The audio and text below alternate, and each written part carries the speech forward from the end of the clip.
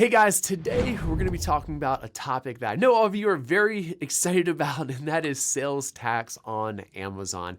I'm by far not an expert on this particular topic, so I brought on Martina Chavez from Avalara. Martina, how you doing? Hey, I'm doing very well. Hello, everyone.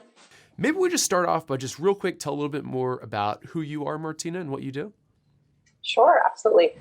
So I am a partner manager at Avalara, and I actually work with our partners like Jungle Scout and have had the opportunity to talk to lots and lots and lots of customers and learn a lot about what Amazon sellers do and all of the many facets of the business, and especially the pain points around sales tax. Why don't we start off by just, I think some people, when you're just starting out, there's all these different taxes. It's kind of confusing. Do you just want to tell the difference and something that I oftentimes see it get mixed up with is income tax versus sales tax. Can you just give like a big picture overview real quick about like the difference? Sure. Yeah. So I am not an expert in income tax by any means.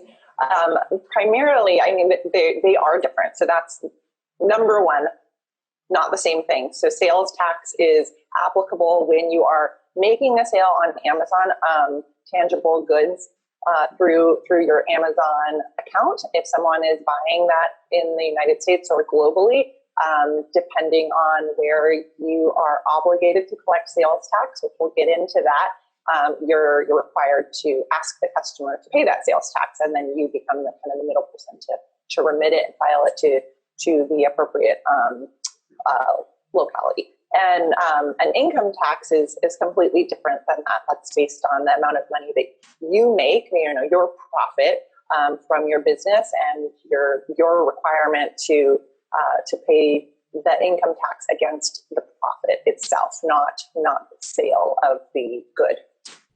All right, cool. So I'm thinking if you're watching this right now, you're likely a Amazon seller. Maybe you just got started, you've been selling for a little while, and you hear about sales tax and it's like, does Amazon take care of that for me? Or is that something that I need to be worried about? What's the answer to that, Martina?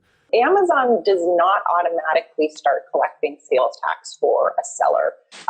It is your responsibility as someone who's selling on Amazon and using that platform to determine and register for the collection of sales tax. Once you do that, then Amazon does have a calculation tool on the back end that you're able to access for free, which is really great. That's a really nice service that they provide. But it does require that there's some front end legwork on your part, and then there's some back end legwork, and we'll talk a little bit about both sides of those things. So they support with the middle portion, which is the calculation part of the sales tax collection. And then when you sign up for a new seller social account, that's not like activated by default. Is that correct? That is correct. Yeah. So it only gets activated when you actually check off a box. And you have to have a registration ID in order to prove that sales tax should actually be collected on a sale in a certain state. So you can't start collecting sales tax without registering for sales tax collection. And that's because the collection of sales tax, that money that you're collecting doesn't belong to you. And so if you don't tell the state that you're collecting sales tax, but somehow you do start collecting sales tax and then that money just doesn't go back to them, that is illegal. So then sales tax is specific state by state, and that's where things start to get a little bit complicated. And then you can't ask Amazon to start collecting the tax for you until you've registered with the state and provided that number to Amazon. Is that correct? That is correct, yes. All right. Now, the next question I'm sure going through all Amazon sellers' head, listening to this right now, is like, okay, I want to become sales tax compliant. How do I know which states to go register with so that I can give that ID number to Amazon? If you're fulfilling your own product, and so fulfilled by merchant, then in all likelihood, you have, maybe it's your garage, that's your warehouse. And if you're just selling out of your home state, then it's really pretty simple. You would just register in your home state, unless your home state doesn't even collect sales tax. So if you live in Oregon or Delaware, there's 4 states that are non-sales tax collection states. Then if you're in one of those states, you don't have to do anything in your home state. But if you are storing your inventory in other states, that could also trigger what's called nexus, or a physical presence, even if it's not truly physical. Okay, so I think probably the majority of the people watching this right now are like, okay, I'd say most people don't really do fulfill by merchant. FBA is just like so much better and Prime and everything else. So they're thinking like, okay, I do fulfillment by Amazon. I'm shipping different orders to different states and different warehouses. Now, what are the next steps for these people to figure out whether or not they have nexus in those respective states? So the next step outside of your home state is to determine where your inventory is being stored. And that can be a little tricky. We have a tool that shows all the inventory and all the locations the inventory has lived. And so that's one way that you can access that information. You can also pull reports from your Amazon seller account. There's kind of a collection of reports that you can seek out to determine where has your inventory actually lived. Okay. So you can use a tool like Avalara. They'll let you know where your inventory's at and where it's being held. Alternatively, you can download a handful of Seller Essential reports and make it a little bit harder on yourself. Once you've done that, though, now I'm sure people are thinking like, okay, now that I know where it's at, how do I now know if I have nexus in that respective state? Yeah. So I think it's upwards of 26 states now have fulfillment centers in them. And so any one of those fulfillment centers could be triggering an obligation for you to collect sales tax once your inventory is stored there. If there's no sales tax collected in that state, then you're off the hook. You don't have to collect sales tax in a state that doesn't require that. But if there is sales tax collected in the state, from the rules that I've reviewed for each state, they all include a physical presence nexus or obligation to collect sales tax if your inventory is stored there. And then if a seller uses a solution like Avalara, do they do kind of like the nexus or tell them about the nexus requirements? Is that correct? Yeah, we can do that. So there's a couple different things you can do. You can self-serve. We have a tool that's, kind of a self-serve nexus study is what we would call it, where you can just go through a checklist and make that determination yourself.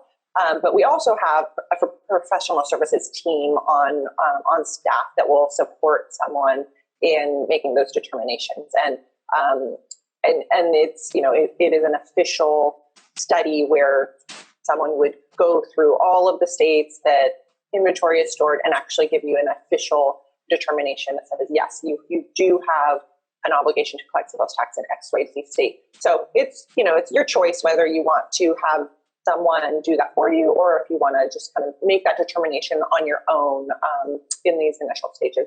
I know historically and probably still today that there seems to be a little bit of a gray area as far as it comes to sales tax. Some people are under the belief, or the way that they interpret the way that the laws are written, that through selling like a marketplace like Amazon, that they may or may not be obligated to kind of pay these sales taxes. And I know it's been like a little bit of a messy road, and there's different beliefs about tax liabilities, or whether or not these laws are even enforceable, or whatever else. I think the South Dakota versus Wayfair ruling, I think that was last summer or fall, brought a little bit more clarity around this subject. Is that something that you're familiar with enough to kind of tell us about? Yeah, absolutely. So last year, June 21st, that was the date that the ruling passed in favor of South Dakota. So a little history on that. South Dakota brought Wayfair Inc. to court, to the Supreme Court specifically. And their claim was, even though Wayfair Inc. doesn't have what would traditionally be considered a physical presence in that state, they don't have an office, they don't have salespeople living there, they don't have inventory storage, they don't have a warehouse, any of those kind of traditional physical presence definitions. South Dakota was like, yeah, but your people in our state are buying from you all the time. You're making a bunch of money from our residents, and they're not paying sales tax. And what does that mean for the state? It means that if their residents are buying from Wayfair, as an example, then they're not buying from stores, from brick and mortar stores in the state. And so sales tax revenue is like plummeting, right? And that's really has a big impact on the state. So the Supreme Court ruled in favor of the states, because what the Supreme Court said was, all right, South Dakota, we think you're right. You're in the right on this end. So what we are now we're putting into law, we're enacting, is that Wayfair and any remote seller that sells into the state of South Dakota is required to collect sales tax for those sales once they hit a certain threshold. So there's two different threshold levels that have to be hit. So it's 200,000 transactions or $100,000 in revenue selling into that state. Once those thresholds are hit, then in addition to physical presence, you definitely have a sales tax obligation. So that spurred a bunch of other states to follow suit very quickly after that. But I think there's upwards of 18 states now that are that have an economic nexus rule. So if you were to kind of just summarize in very basic or layman's terms of kind of how that affects your average everyday Amazon seller, how would you describe that? If you're smaller and you're just starting, it is not something to be super freaked out about right off the bat, because it does mean it's a good thing. Actually, I was talking to somebody else about this recently. I feel like if you spin it on its head, if you've got economic nexus in all 18 states, like, your business is killing it. That means you're doing something right. You're actually that means you're driving a lot of revenue for your business in a lot of different states. So it's really something to you have to monitor your revenue in every state and monitor where your inventory is being stored in every state. One thing that I want to kind of add to this, and I know this is a question that we oftentimes get, is the amount of the taxes themselves. So, let's, for round numbers, say you owe like 10% of tax to New York. That doesn't come out of, let's say, like the seller's revenue themselves. Like, you're going to tell Amazon to collect this tax for you. You're going to get paid additional amount of money, but then you have to remit that to the state. So the amount of the taxes itself isn't necessarily a burden on the Amazon seller. There is a little bit of a burden as far as filing and remitting these and like kind of let's just call it the office work kind of associated with that, but you're not out the actual dollar amounts kind of like of the taxes. So I know has been a common misconception, I think, like in my particular audience. Everything I said there, that's accurate, correct, Martina? Yes, that is very accurate. And actually, just like a little commentary on that, I've spoken to some sellers who in the past have, rather than collecting the sales tax from the customer, they've actually just folded the sales tax or the assumed sales tax amount into their price and then deducted that later, which to me is actually, that would be them cutting their revenue in a way that they don't need to do. So you're better served to register to collect sales tax and start actually collecting that from the customer and have that be a pass-through fee than cutting it out of your own revenue, because you're going to lose money that way. The thought process behind that, at least from people I've talked to, is that they were scared that they would lose deals on Amazon because people would buy from a seller that didn't collect sales tax. And I've always thought that was so interesting, because as a consumer, I've never once cared or even noticed when sales tax has been associated or not. I totally agree with you. I think the average Amazon consumer, they have no idea that they could purchase from some sellers with sales tax and others wouldn't have the sales tax. Most Amazon consumers don't even know that the majority of sales are actually from third-party sellers and they're purchasing from a marketplace. Everyone just thinks like they're just buying everything from Amazon. So I can very confidently say that practically no Amazon shoppers are going to be comparing who has sales tax and who doesn't. So I totally agree with you there. So that's good news, right? So so collecting sales tax is not going to be a detriment to your overall sales at all. It is, like you said, it's office work. It's and that's why there's software out there to outsource the pain of it, because it is time consuming. I mean, filing sales tax and reporting on sales tax is super time consuming. We had an exercise here at Avalara for us to fill out a California state sales tax, like the worksheet. And it took our team, and this was people who never do it, this was our sales team. It was just kind of a fun little exercise to give us that sense of like what kind of time people really have to spend on this if they're doing it manually. It took our teams 2+ hours, and we all got it wrong. Like nobody got it right. So, this is why it's similar to like payroll or, to your personal taxes, your income taxes, and I mean, there's so many different solutions out there that you would outsource because it's not the fun part of the business. It's not it's not the growth part of your business. It's the compliance side of the business. Exactly. And it's not the best thing for these small business owners and founders to be focusing on, right? You should be focusing on growing your sales and growing your business and everything else. The back office tasks can be more of a distraction, not kind of like real helpful. And that's why, I choose to use I use Avalara, but I would recommend everyone to kind of like use a solution instead of spending your time on it. So Martina, this has been super helpful. I think everyone by now probably has a good general understanding of what sales tax is. If they want to, at this point, get sales tax compliant or make sure they're set up correctly or whatever else, does Avalara have any resources that they could go to, or what do you recommend for the next steps for them? Yeah, absolutely. So we, like I said, we are an end-to-end solution. So if you are needing help getting registered as a starting point, whether that be just your home state or multiple states, if you take a look at your inventory report and just see where inventory has been stored, and then also determine your economic nexus. Starting point would be to get registered, and we have a tool that can walk you through that. So we can support you with that. And if you need help determining where the heck you should be collecting sales tax, we can help you with that too.